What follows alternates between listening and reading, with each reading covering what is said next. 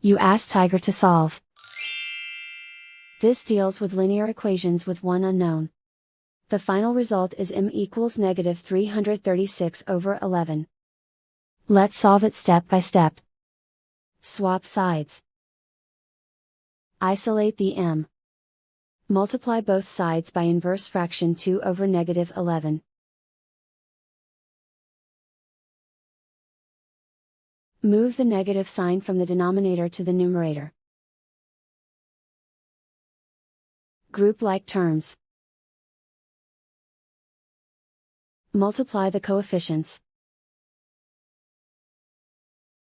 Simplify the arithmetic.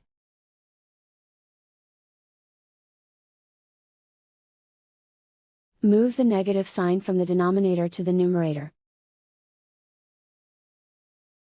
Multiply the fractions. Simplify the arithmetic. And so the final result is m equals negative 336 over 11.